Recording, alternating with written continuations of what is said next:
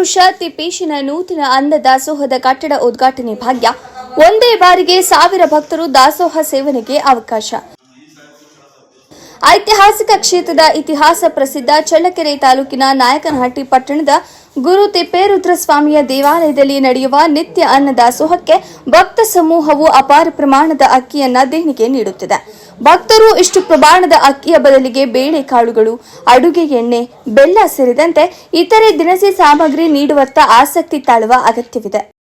ತಿಪ್ಪೇರುದ್ರನ ದೇವಾಲಯದಲ್ಲಿ 1990 ರಿಂದ 91ನೇ ಸಾಲಿನಿಂದ ಆರಂಭವಾಗಿ ನಿತ್ಯ ನಿರಂತರ ನಡೆಯುತ್ತಿರುವ ಅನ್ನದಾಸೋಹವು ಸಾಕಷ್ಟು ಅನುಕೂಲ ಕಲ್ಪಿಸಿ ಪ್ರಸಿದ್ಧಿ ಪಡೆದಿದೆ.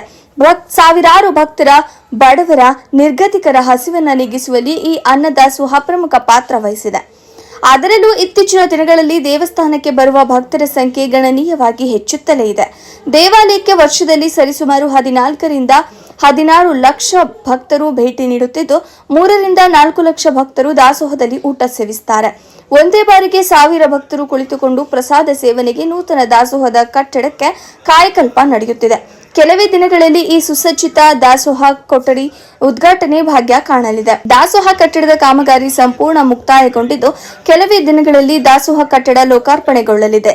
ವರದಿ ಸುರೇಶ್ ಬೆಳಗೆರೆ, ಶ್ರೀ ಟಿವಿ ನ್ಯೂಸ್, ಚಿತ್ರದುರ್ಗ. 1000 ಜನ ಕುತ್ಕೊಳ್ಳೋಕೆ ಊಟದ ವ್ಯವಸ್ಥೆ ಇದೆ.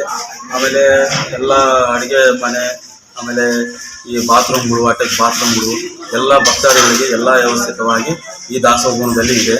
ಆಮೇಲೆ ಸೆಕೆಂಡ್ ಫ್ಲೋರ್ನಲ್ಲಿ 4 ಕ್ವಾರ್ಟರ್ಸ್ ಇದ್ದಾವೆ. ಆಮೇಲೆ ವ್ಯವಸ್ಥಾಪನಾ ಸಮಿತಿಯ ಆಫೀಸ್ ಇದೆ. ಆಮೇಲೆ ಮೀಟಿಂಗ್ ಹಾಲ್ ಇದೆ. ಆಮೇಲೆ ತದನಂತರ ಮಿನಿ ಸಭಾಂಗಣಗಳು 2 ಇದ್ದಾವೆ. ಆಮೇಲೆ ಅದ್ರ ಮೇಲೆ ಅದರಲ್ಲಿ ಪಕ್ಕದಲ್ಲಿ ಎಲ್ಲ ವಾಶ್ರೂಮ್ಸು, ಆಮೇಲೆ ಬಚ್ಚಲುಗಳು ಎಲ್ಲ ಇದೆ. ಇದು ಯಾವಾಗ ಉದ್ಘಾಟನೆ ಭಾಗ್ಯ ಕಾಣಲಿದೆ? ನಮಗೆ ಈಗ ಸುಮಾರು ನಾವು ದಸರಾ ಅಂತ ಹೇಳಿದ್ದೇವೆ ಅವರಿಗೆ. ಈಗ ದಸರಾದಲ್ಲಿ ಈಗ ಒಂದು ದಾಸೋಹವನ ಕೊಡ್ತೀವಿ ಅಂತ ಹೇಳಿದ್ದಾರೆ. ಮ್ಯಾಗಳದ್ದು ಅದನ್ನ ಕಾರ್ತಿಕ್ ಮಾಸಕ್ಕೆ ನಾವು ಮುಕ್ತಾಯ ಮಾಡ್ತೀವಿ, ಕೈ ಸಿಗುತ್ತೆ. ದಸರಾ ಉದ್ಘಾಟನೆ ಮಾಡಲ್ಲ, ಮುಕ್ತಾಯ ಅಂತ ತಲುಪುತ್ತೆ. ಉದ್ಘಾಟನೆ ಬಗ್ಗೆ ಎಲ್ಲ ಅಧಿಕಾರಿಗಳು, MLAಗಳು, ಸ್ವಲ್ಪ ಶಾಸಕರನ್ನ, ಸಚಿವರನ್ನೆಲ್ಲ ಕರೆಸಿ ಎಲ್ಲ ಒಂದು ಮೀಟಿಂಗ್ ಮಾಡಿ ಆಮೇಲೆ ದೀಪಾವಳಿ ಒಳಗೆ ಅದೇ ನಾವು ಕಲ್ತು ಮಾತಾಡ್ತೀವಿ.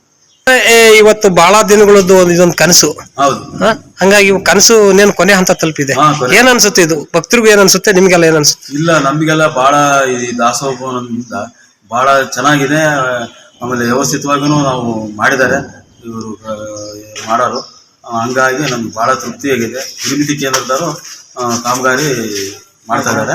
ಅವರು ನಮಗೆ ಚೆನ್ನಾಗಿ ಎಲ್ಲ ವ್ಯವಸ್ಥಿತ ಕೋಪರೇಟ್ ಮಾಡಿ ಚೆನ್ನಾಗಿ ಎಲ್ಲ ವ್ಯವಸ್ಥಿತವಾಗಿ ಮಾಡಿ, ವಿಶೇಷವಾಗಿ ಮಾಡಿ. ಸುಮಾರು ಈಗ ಕಾಮಗಾರಿದು ಈಗಾಗಲೇ 2 ಕೋಟಿದು ನಾವು ಅವರಿಗೆ ಇದು ಮಾಡಿದ್ವಿ, ಪೇಮೆಂಟ್ ಆಗಿದೆ. ಇನ್ನೂ ಕಾಮಗಾರಿ ಇದೆ. ಇನ್ನೂ ಅದನ್ನ ಹಂತವಾಗಿ ಬಿಲ್ ಕೊಟ್ಟಾಗೆಲ್ಲ ನಾವು ಪಾವತಿ ಮಾಡ್ತೀವಿ. ಸತೀಶ್.